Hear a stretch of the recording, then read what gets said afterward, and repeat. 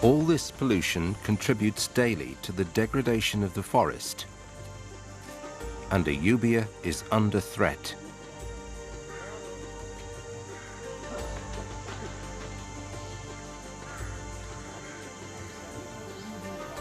Both visitors and local communities need to be aware of the harm the waste and pollution is causing.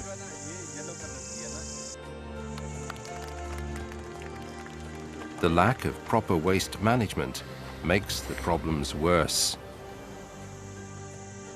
All this waste pollutes the forest and harms animals and humans alike.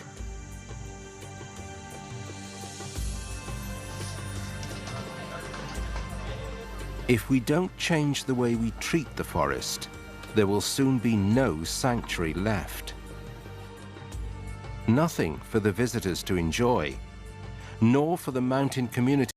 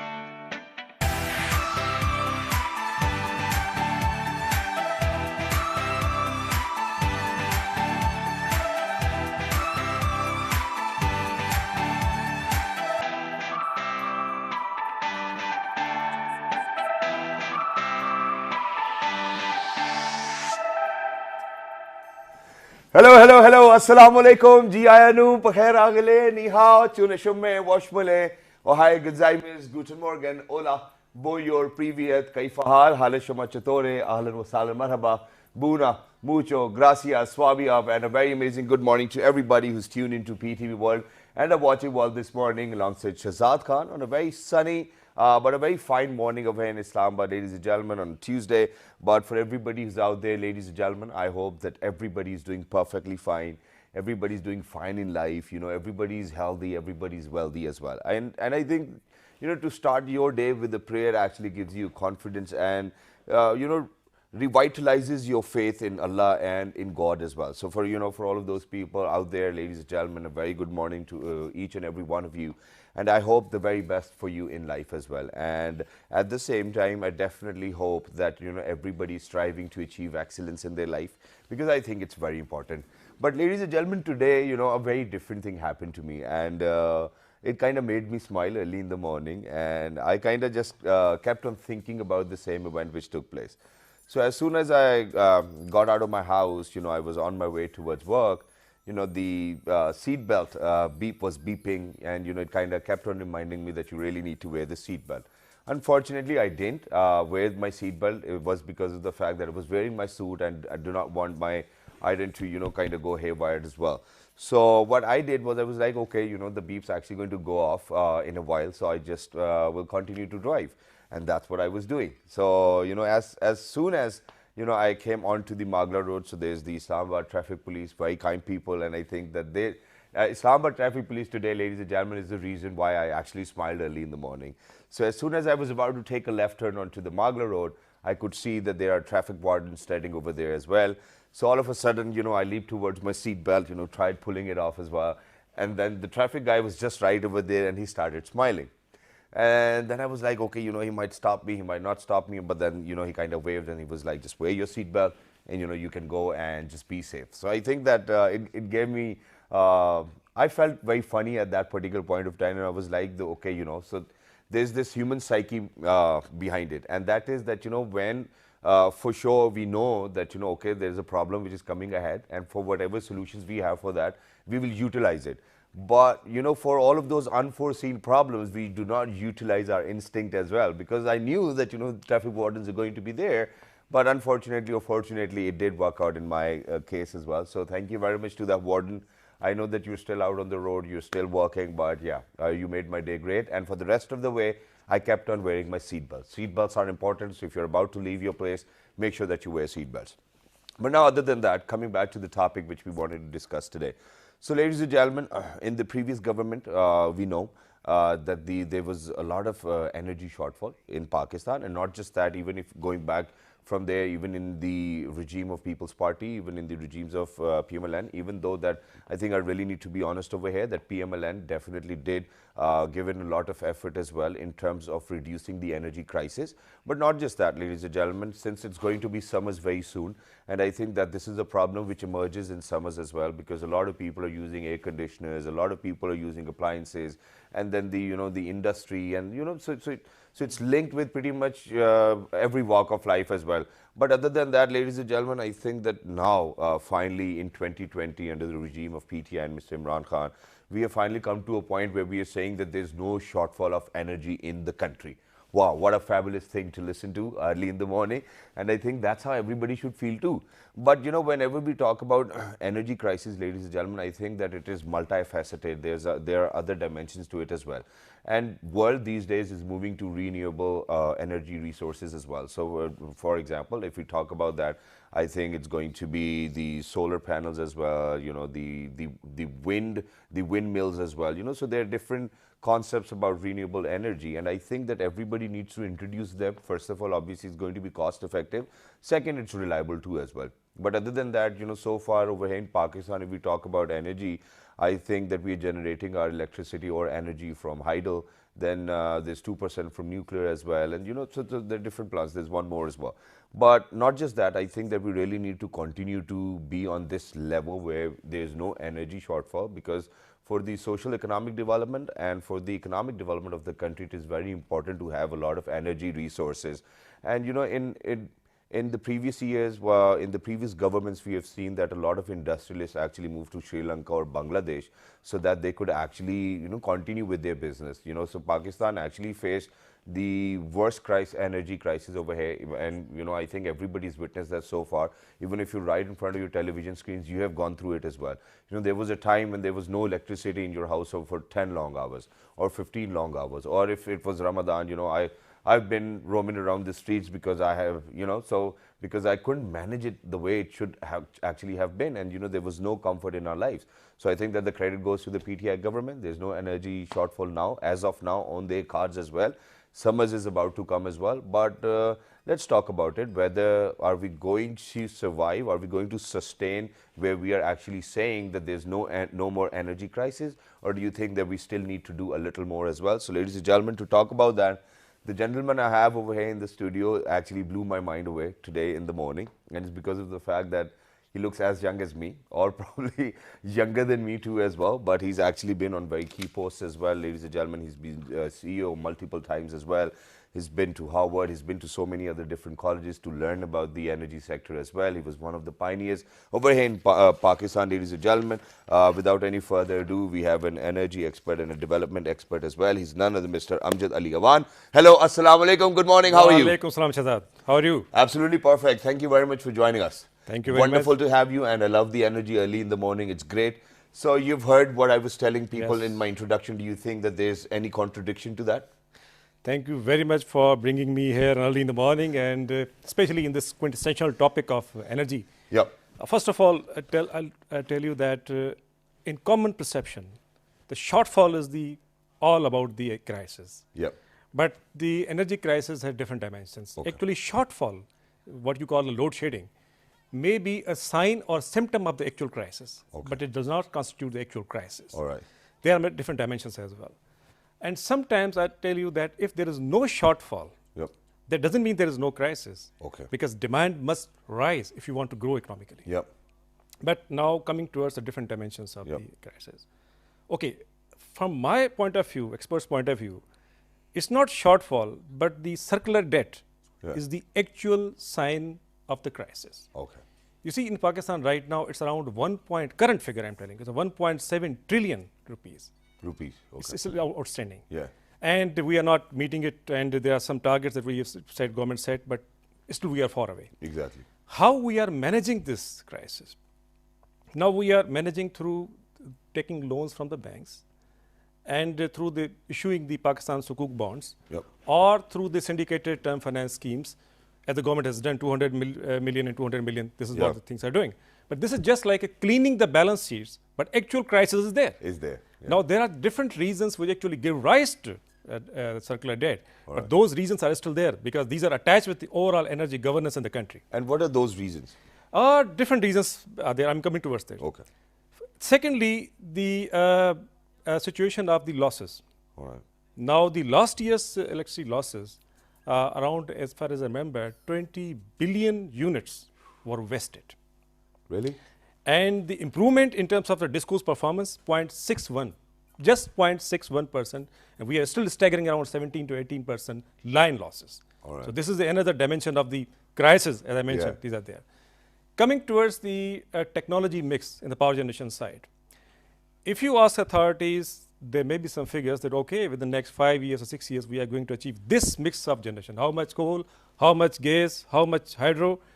But a sustainable mix that we had in 80s, when 60%, 65% energy was coming from the hydro resources, that is not achieved yet.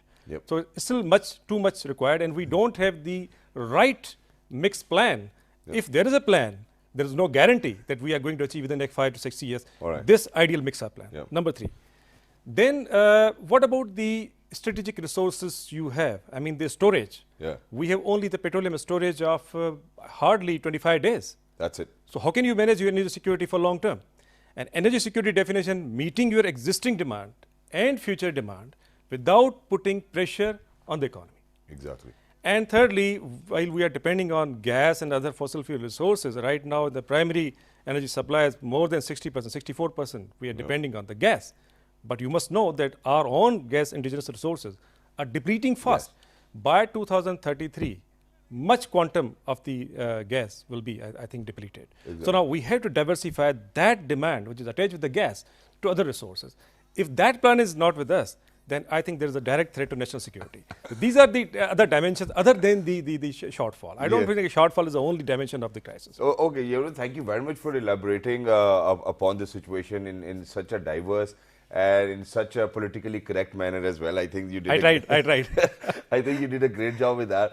But other than that, for a layman like me, or for a layman or person who's actually sitting right in front of a television screen, might not understand all of it. Now, let me ask you clearly: do we still have a shortfall of energy within the country, or we do not? Okay, let me tell you first of all that the installed capacity and a shortfall, I think in the right context of understanding a crisis in terms of the actual energy that we are supplying, because every source has a different capacity factor. On government costs, the growth in the power generation capacity has been just gigantic, because in 2014, we were staggering around 23,000 megawatt.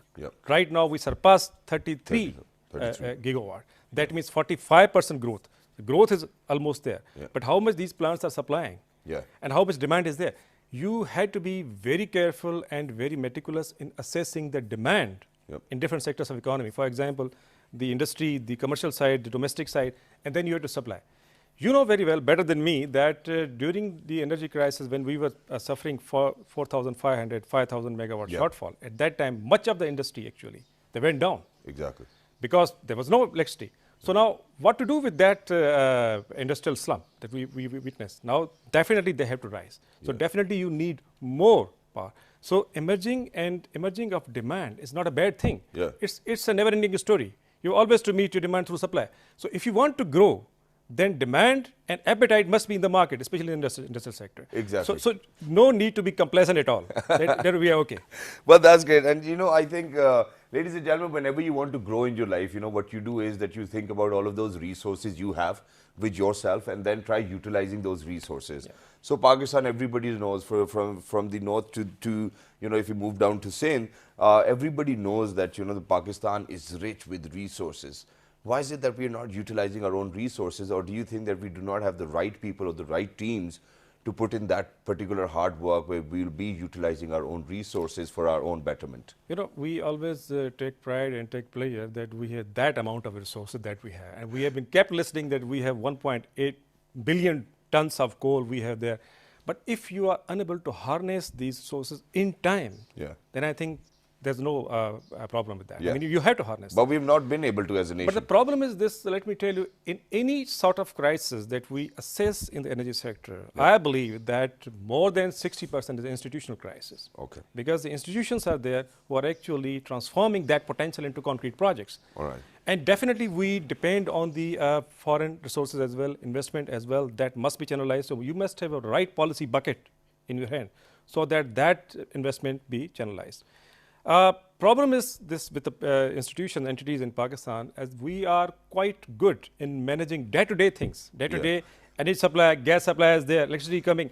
But in terms but in terms of the slow-moving strategic faults, okay, how much your demand should rise? Because your demand, electricity demand, has a direct relationship with your economics as well. Exactly. So all these things must be managed in a strategic manner. You have to have a right planning in your mind, what kind of mix you need, how your demand is soaring, and at what level your industry will grow, and then how can you tackle that demand.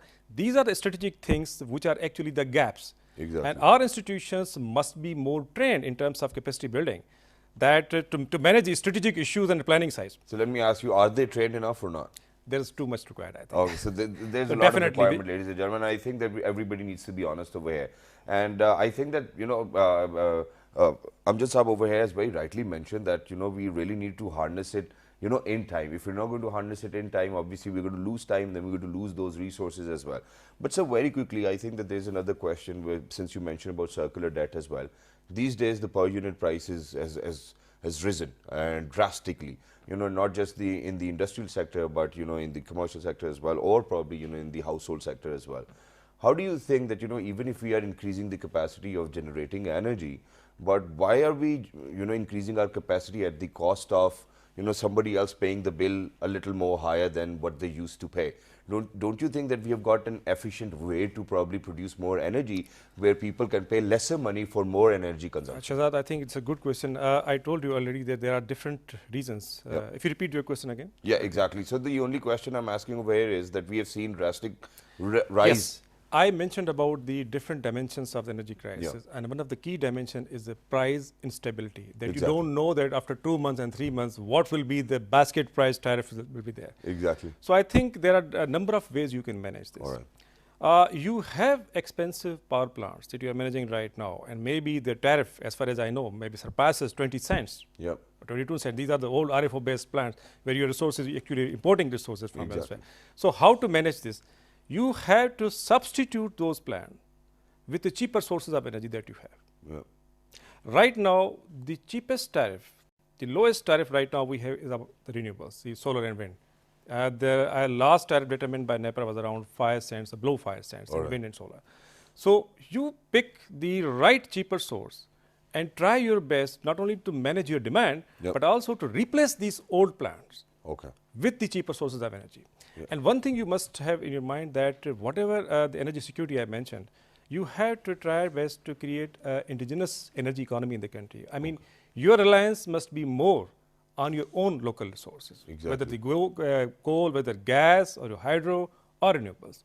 This is the best way that I think you will lower your dependence on the imports, and you will save you much money. And that's the linkage that I would like to highlight between the energy security and your economic security. Yeah, well, that's great too as well, which is why, ladies and gentlemen, I think it's a common myth. People keep on talking about it as well, and I think that today we really need to get an answer there. And that is that, you know, Pakistan, everybody knows, has got the largest reserves in terms of coal.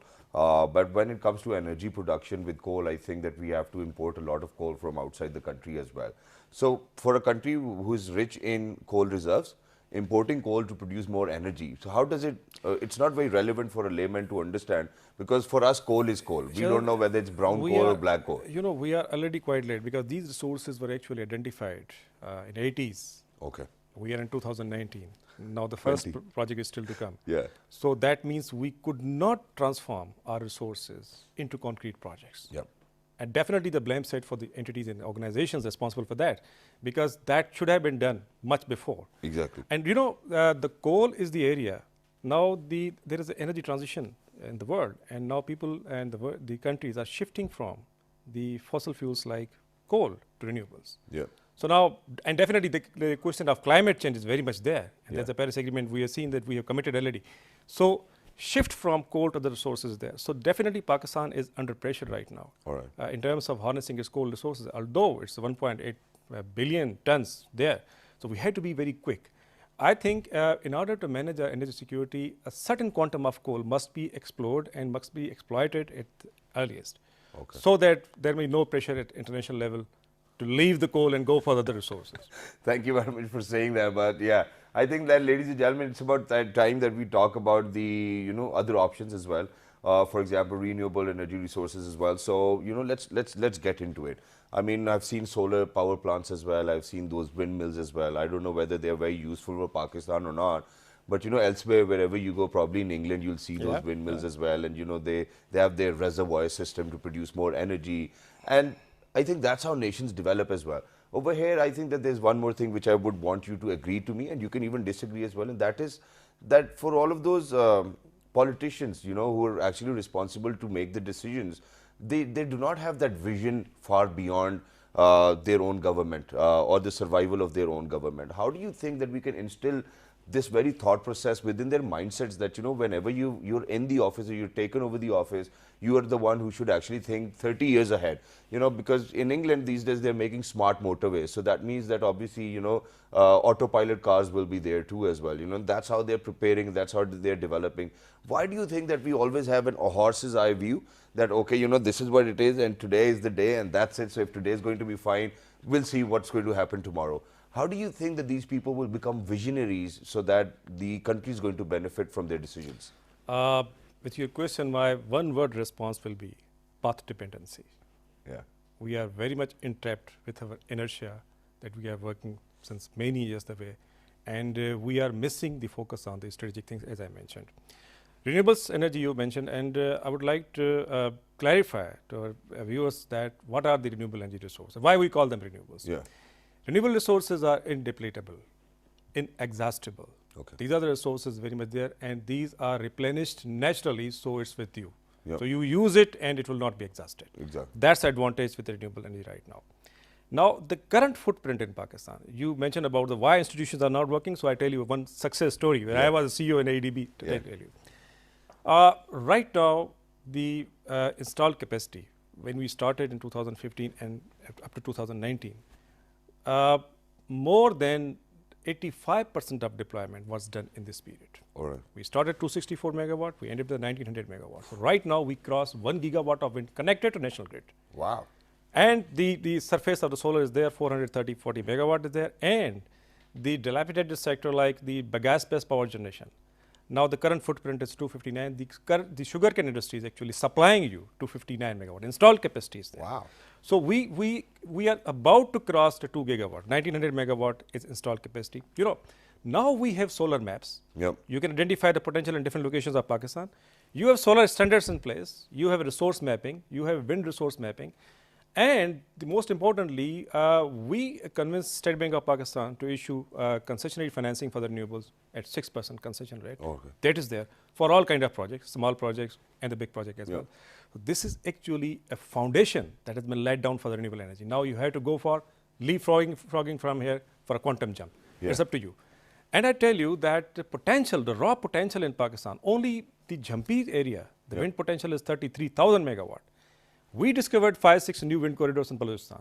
Wow. In south of Quetta, Mach, Tudar, Panjgor, close to Iran border. Even the wind data and performance is much better than the Jampir and Gharo. So these are the raw potential that we have, and we have to go for the quantum jump. Why we are not going for that? It's our path dependency. One important thing I would like to highlight that we must improve our reporting from bottom to top, that what actually the situation is. For example, we show the rosy picture of everything is going fine. So we have to get out of this all is well syndrome. Really? Yeah. No, but which is why, right at the beginning of the show, I asked you whether everything's fine or not. You said everything's fine. When somebody say to you that in energy sector we are complacent, he's always wrong. Not even in the developed world, because this is a never-ending game. And this is attached with your growth of economy. But no, but that's something which I'm worried about. Okay, today you're telling us that, there's no energy shortfall in the country. Yeah. What's going to happen after 5 more years? Do you think that we'll still be at a place where we'll be like, okay, we need more electricity, we need more gas, we need more... Shahzad, when somebody is saying that, we are okay with that, this is no demand supply, that means he has resolved that we are not growing and we will not grow. Yeah. With the economy is growing around 2.5, 2.6% right now, you have to grow at higher rates. Exactly. So your economic growth is directly proportional with rise of your electricity demand or energy demand. Well, that's great. So it's always a good thing that demand is there and you have to feed it. So you have all time be busy in exploiting, harnessing new resources. But for Pakistan, it's quite easy to develop energy, indigenous economy, because all the resources you have here. You have gas, you have to explore it and harness it. Yeah. You have wind in terms of the thousands of megawatts there. And solar, Yep. from north to south. There may be variation of source, but you show the plate to the sun and you start generating electricity. We are so lucky. Yeah. We have geothermal resources. Yep. We had to map this further and harness this. So in terms of potential, Yeah. there's a lot here. But we should not be complacent with this. We have to go for the quick fix. Exactly. So I think, ladies and gentlemen, we should always be on the move too as well. But very quickly, two last things which I would want to ask, and that is that do you think that now the independent power producers have got a long way ahead to go, or to probably invest in the country itself as well? And not just that, you just mentioned about ADB and how you actually made sure that there was so much electricity being generated and then going back to the national grid too as well. So there was this one of my friends who actually told me that now when you install a plant and if there's if you're producing electricity in surplus, what you can do is you can give it back to the grid, and they can probably, your bills are going to go down because that electricity will be used by somebody else. First of all, is that correct? Yes, and battery, it can be said, but one thing, as you mentioned, that nowadays we are too much hesitant about the word surplus. Okay.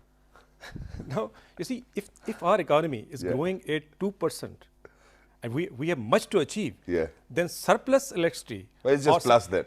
It's your bank account actually. Yeah. You can divert this surplus. If you know that by the next 5 to 6 years, you will have surplus of 5,000, 6,000 megawatt, the boon from the heaven. Yeah. I mean, you can divert it to some other areas, industrial development, other things as well.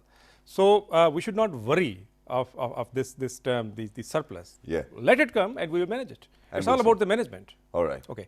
And one last thing is that our planning, energy planning, must have strong economic dimensions. Yeah. And on the basis of pricing and economic sense, you have to go.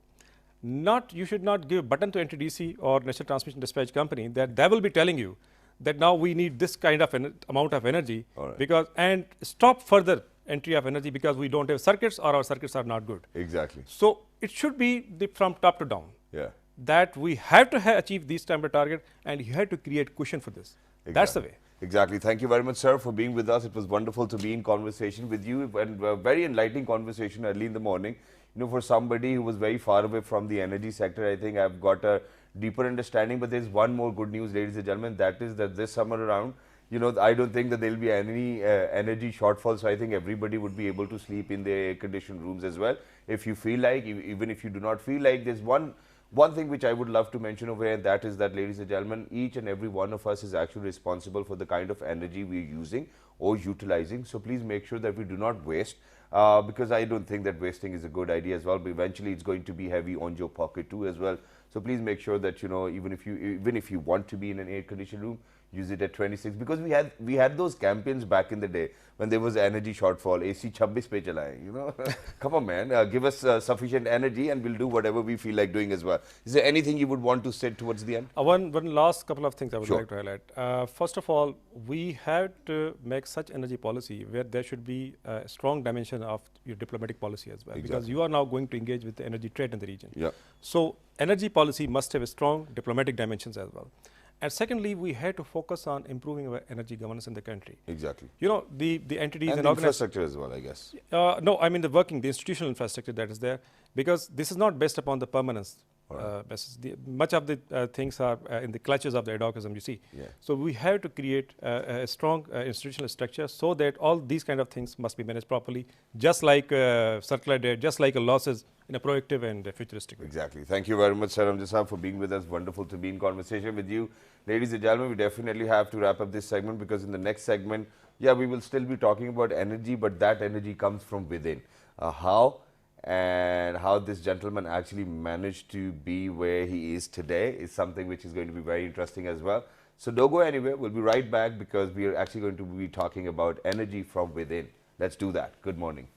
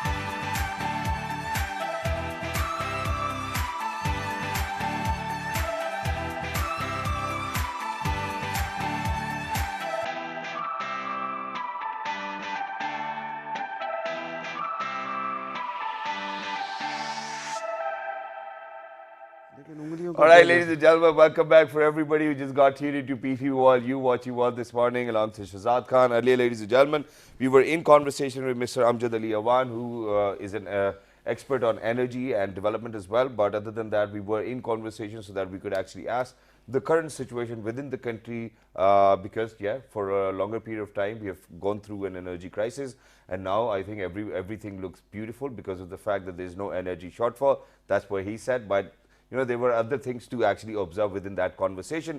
But right now, ladies and gentlemen, other than, you know, the country or the government actually helping us in producing more energy so that we can utilize more, there's this one amazing gentleman over here in the studios with us who's always made Pakistan proud. He's a doctor, and then he actually wanted to be in SSG as well. And then, you know, he started climbing, he became a mountaineer. And then he thought that, you know, no mountain can actually put his will down. So he went on to Mount Everest as well, where he actually lost the fingers of his hands. Not just that, you know, when he got back, he recovered from that. He went to Tanzania, then he went to Argentina, and he recently got done with the 6,200 meters high mountain as well, and that too in Argentina. Ladies and gentlemen, the name is a little difficult, so I'm actually going to read it out from here. Aconcagua. Well, yeah, so he just got back, you know, and he's one of those people, ladies and gentlemen, that you look up to and you're like, okay, you know, if Bhatti Saab can do it, I can do it too. But no, ladies and gentlemen, let me tell you, Bhatti Saab is one of those people who actually had this will and courage, and I think it's more than any other person over here on this planet as well. And so, ladies and gentlemen, without any further ado, he's a celebrity for us. He's a hero for us. He's one of those people that everybody needs to know in Pakistan, that he's always made Pakistan proud, ladies and gentlemen. And one more thing. He's related to me too as well, so I'm very proud of that. Ladies and gentlemen, he's none other Mr. Jabbar Bhatti Saab. Hello sir, assalamu alaikum, how are you? Wa alaikum assalam, I'm fine. So let me start by congratulating. Thank you. Congratulations, and you just got back as well. How was it, and why Argentina in the first place, and then you even went to Tanzania, right?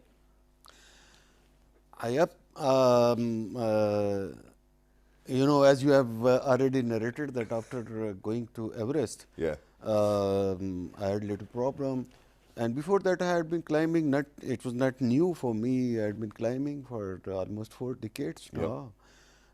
After that, there was many thoughts among the people that now he's gone, he cannot climb, and like that. Yeah. But it was hard time. Sure, it was hard time after having that problem at that altitude. But as soon as I recovered, then this thing could not be stopped. Yeah. So, No, so but now there was two options for me. After Everest, I wanted to climb. Immediately after that, I wanted to climb Nanga Parbat. okay. But because of the problem, I had to stop. And as soon as I recovered, there was two things: whether I should go for high mountains or I should complete another project. And this was this was a relatively Yeah. simple and easier project to complete the 7 summits. Yeah, all right. So congratulations on that too as well. But ladies and gentlemen, I love his optimism. I love the kind of positivity he brings to my life and everybody else's life as well. Because in an instance, I'm actually going to show you what he's calling recovery. Bhatti Saab, would you mind showing your hands into the camera as well so that we would let people know that this is recovery for him? So, he's got no fingers in one hand and, half of the fingers on the second one, and he says that I've recovered, alhamdulillah. And I think I love this optimism as well. So let's talk about the challenges you have faced just because of the fact that there was a part of you've left on Mount Everest, and you were in a difficult condition, you were in that situation as well, and recovering from that, and then going to Tanzania, then going to Argentina, completing the 7 summits. It takes a lot of courage, Bhatti Saab. Yeah, apparently, as I have told already, people used to, there are different thoughts that now I cannot climb. Yeah. And I am off any adventure. Yeah. But alhamdulillah, I recovered and I am fully recovered. Only one thing I cannot do Yeah. with this, Yeah. and that is I cannot close my button of my right cuff. Yeah. I think the only thing you need to do is just put a Wilco on it. Yeah, that's it. The only thing. Rest in climbing, I went to Tanzania for Kilimanjaro. Yeah. Not a challenge. It was straight walk. And then I could go to Argentina for Concagua. This is quite high, 6,962 meters. Yes. But almost 7,000. It's almost 7,000. Too cold. It's challenging for normal people, but I felt no challenge over there. Really? So I think you're even ready for Nanga Parbat now. It was looking okay. And there, somebody was ready to climb with me, and because the local guide, he said, "I want to climb with you in Pakistan." I said, "Okay, you come," and he was for Nanga Parbat. And maybe this year. You're planning on doing that? Yeah. Okay, and best of luck. All our prayers are with you. The entire country is with you, and for all of those people who are a part or member of the mountaineering community, everybody knows who Bhatti Saab is. That's something for sure. But let me bring you back to your home, where it's your wife, where it's your kids as well. Yeah. And every now and then when you're leaving for an expedition or whenever you're going mountaineering, they're like, Baba, please rahm karo thoda sa. Have mercy on yourself as well. You have been a mountaineer for the last 4 decades. Yeah. And that too on choice. You were a doctor, you were an armed officer, you went on to the SSG as well. And then, from there on, you never stopped. So, what was the first reaction when your wife got to know? Even though I know that you've just said it, that it was a straight road in Tanzania, but other than that, I think that, they do feel it, that, what if Bhatti Saab goes and never comes back? And there is this risk in these adventure sports as well. First thing, for my wife, when I got married in 1992, the first shopping, I took him to butter shop. Yeah. And asked her to select a shoe, outdoor shoe, for herself because she was because that's what we do. To stay with me outside. Yeah. And during that, this was the early days, and I was gliding. We went to Ahmedabad, and there I told her. No, but after the Mount Everest episode, she might have actually tried convincing you as well. Bhatti Saab, I think it's about time that you really need to be at home now. Just relax. You've done enough. No? Did you ever come across a situation where you actually have to be in an argument with your wife that, okay, I need to go? No, not much argument. Every time I go out for an expedition and come back, and she said, okay, it's okay, you don't go next time. I'll not let you go next time. Yeah. But she never stops me because she knows that this is my passion, and I'm sure she cannot stop me like that. Yeah. Although she doesn't like. Yeah. But at the same time, he just does not have any control over you. To remain happy. And he is happy like that. And it feels so great, you know, for somebody. Because ladies and gentlemen, let me be very honest. You know, whenever I'm at the gym, you know, I find cardio very boring, you know, running on the treadmill for like 20 minutes. I just cannot do it. But for somebody like you who's given his life to climbing, mountaineering, adventure sports, how do you feel when you think that, okay, I won't be doing it anymore, God forbid. I mean, our prayers are with you.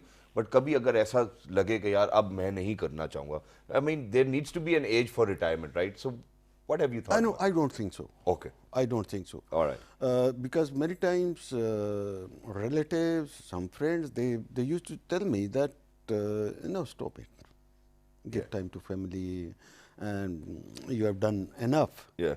But I feel in a different way. I always tell them, if you want that I should die before my natural death.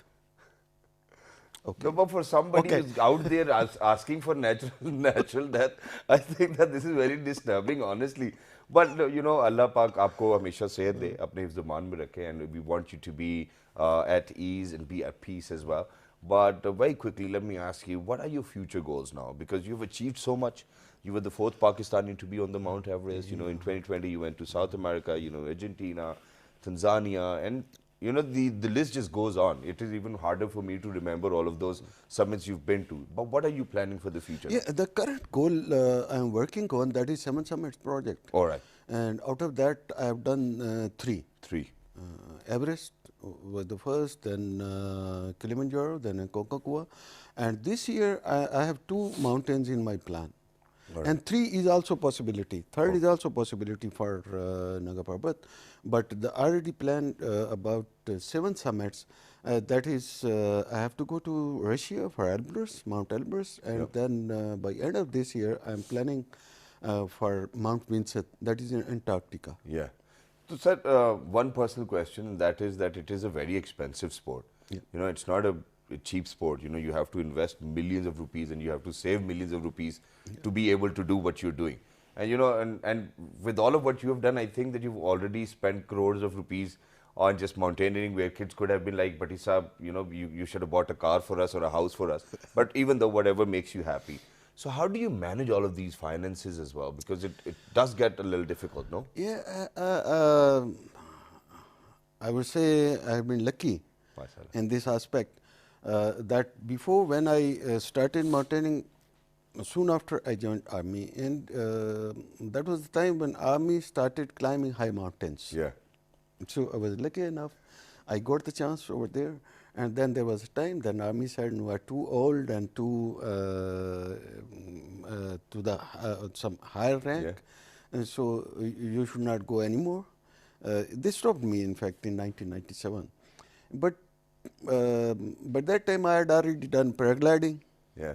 So I focused more on paragliding, and as soon as I got the chance, as soon as I was out of army, I started climbing again, and that all the adventures are going. In fact, paragliding is going on. Also mountaineering is going on. So I restarted. Wow. And then the major problem was to get funding for Everest. Wow. And that, I must say, that was the first time in Pakistani history that the private sector helped me. Wow. So do you want to take somebody's name? You can even take that. Nobody has got funding. But at the same time, I had to spend for my own pocket also. Exactly. And I am very thankful to my wife also. She also sponsored me. Well, that's great. And sir, we have a couple of your pictures as well. So you can even share the details behind these images as well. So please, can we take a look at these pictures? Yeah, where are you? This is Aconcagua, the latest. Wow. Yeah. I mean, doesn't it get a little difficult knowing that, you know, there are no washrooms around you, that you won't be able to sleep in your own bed, it's going to be cold, you won't be able to take a shower? Yeah. Couple of days you have to spend, maybe sometimes weeks you have to spend like that. But natural call is to be there, and here it was very different. Yeah. That you have to carry it down also. All right. Yeah. You have to keep it with you. Exactly. At the upper because you're camps, not going to pollute. and you have to bring it down to base camp and deposit there. Exactly. With there are people sitting there. They will note down that you have deposited your. And that's great. Thank you very much for making us aware about that fact too as well. Thank you very much, Bhatti Saab. May you continue to make Pakistan proud, and may you continue to make your family proud as well. You know, it's always a pleasure to have you over here. Ladies and gentlemen, these are the heroes of Pakistan who really need to be celebrated every single day. There was one more thing I wanted to ask, but right now, ladies and gentlemen, I just need to head out because we're very short of time. Write to us on our Facebook page with the name of World This Morning. On Twitter, it's World This Morning without a G. On YouTube, it's PTV World. And please make sure that you catch the repeat at 11 p.m. tonight. Till the next day, 1, 2, 3. Good morning. Have a great day. Thank you.